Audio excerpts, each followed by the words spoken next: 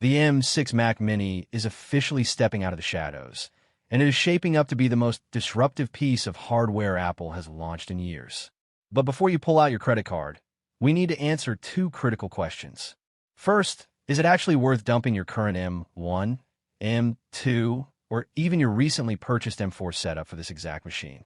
And secondly, if you're going to buy one, which specific configuration is the ultimate sweet spot, and which expensive Apple upgrades are total traps designed to quietly drain your wallet? Let's be brutally honest. Apple's pricing ladder can easily trick you into spending way more cash than you actually need to. And for certain intensive workflows, skipping this machine entirely for the higher-end M5 Pro might be your only logical move. But before we dive into the ultimate buyer's guide that will save you hundreds of dollars, we have to unpack the massive upgrades packed into this tiny aluminum box. Because for the first time in Apple Silicon history, the iPhone is taking a back seat. The absolute latest generation of Apple's chip architecture is debuting right here in the Mac Mini. At the heart of this machine is the groundbreaking M6 chip, manufactured on a next-generation 2-nanometer process utilizing gate-all-around transistor technology. If that sounds like heavy technical jargon, here is exactly what it means for you. Older chips naturally suffered from power leakage and strict thermal limits.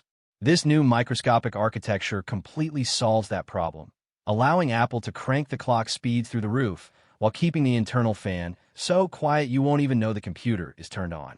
They didn't just shrink the chip. They completely re-architected how the brains of this computer actually work. We are now looking at a unique triple-tier core arrangement.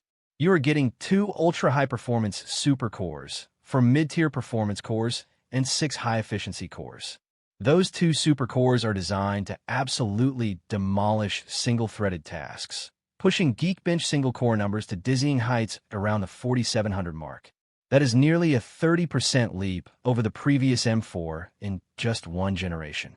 And when all those cores fire together in heavy multi-core workloads, you are hitting the 21,500 point range. To put that raw math into perspective, this base-level consumer desktop is now going toe-to-toe with last generation's expensive Pro-level silicon. And speaking of Pro-level features, Apple has finally addressed the biggest complaint about their entry-level chips. Historically, if your professional workflow demanded more than 24 gigabytes of unified memory, you were forcefully pushed into buying the much more expensive Pro-tier chips. Not anymore. The standard M6 chip now supports up to 32 gigabytes of RAM. This single change is going to save power users a massive amount of money. But they didn't just increase the capacity, they dramatically increased the speed. The memory bandwidth on the base model is now pushing 153 gigabytes per second, and if you opt for the 24 or 32 gigabyte variants, that speed jumps to a blazing 170 gigabytes per second. This means absolutely zero stuttering when you are scrubbing through massive 4K timelines or loading enormous photo libraries directly into RAM. On the graphics side, the base model is no longer holding anything back. We are finally jumping from the traditional 10-core GPU limit up to a 12-core graphics engine. With these additional processing cores, an overhauled shader architecture, hardware-accelerated ray tracing, and dynamic caching, overall graphics performance leaps forward by a solid 30%.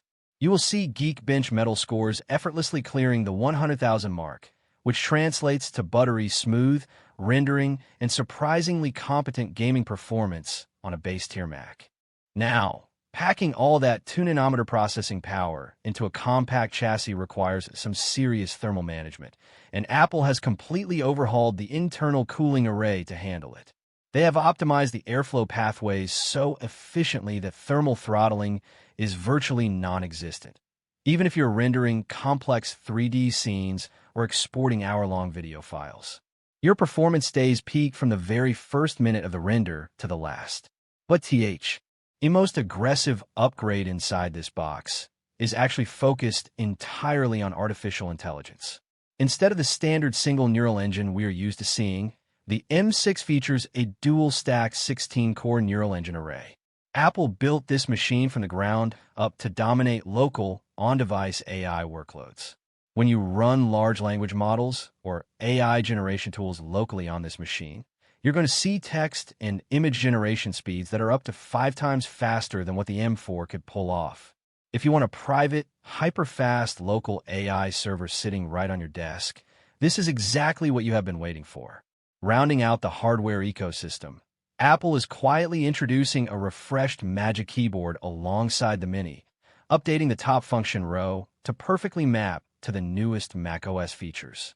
Of course, if you already have your favorite custom mechanical board, it will plug in and work flawlessly, but the native ecosystem integration is tighter than ever.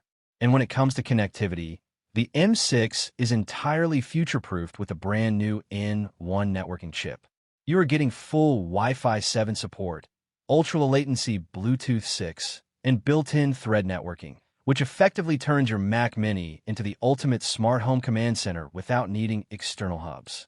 Even better, standard gigabit Ethernet is officially dead. Every single new Mac Mini now comes standard with a 2.5 gigabit Ethernet port on the back. Yes, you can still pay $100 to upgrade to 10 gigabit networking if you run a server farm, but for 99% of high-speed home networks, 2.5 is going to be incredibly fast out of the box. On the software front, you are getting macOS Golden Gate right out of the box, bringing a radically upgraded, context-aware Siri that can actually see and interact with exactly what is on your screen. It can pull data from your open browser tabs, seamlessly reference your saved documents, and understand your entire workflow without you having to explain everything step by step. But all of these massive technological upgrades come with a catch, and that is the new base price tag. The M6 Mac Mini now starts at $899. You do get 16 gigabytes of RAM and a 256 gigabyte drive for that entry price. And frankly, given the unbelievable performance leap across the board, it remains the absolute best value in the desktop computer market today. So, let's get to the buying guide so you do not waste your hard-earned money. Who should buy which exact configuration? If you're a standard user who just needs a lightning-fast machine for heavy web browsing, office applications, consuming media, and editing the occasional family video in 4K, that base $899 model is everything you will ever need. It will chew through those casual tasks for years to come without breaking a sweat. However, if you're doing any kind of creative work, you must avoid the base storage at all costs. 256 gigabytes is a complete trap. You need to configure the internal storage to at least 512 gigabytes, or push it to 1 terabyte if you actively juggle multiple client projects. Now, if you're a professional photographer dealing with massive raw image catalogs in Lightroom, the base 16 gigabytes of memory is going to severely bottleneck the M6 chip. You need to step up to the 24 gigabyte memory configuration to keep things perfectly smooth. And if you're buying this machine specifically to run local AI models, you should max the RAM out completely to 32 gigabytes. Combining that massive pool of unified memory with those dual neural engines turns this tiny computer into an absolute AI powerhouse. So, when should you actually ignore the M6 and buy the M5 Pro instead? You should only make that expensive jump if your daily workflow demands heavy, multi-stream GPU rendering, or if you absolutely require Thunderbolt 5 bandwidth for external RAID arrays, as the base M6 is sticking with Thunderbolt 4. If you do not fit into those highly specific categories, the standard M6 with a RAM and storage bump is the absolute best sweet spot you can buy. Let me know down in the comments what computer you're currently daily driving. Make sure to hit that subscribe button so you don't miss our full deep dive review, and I will catch you in the next video.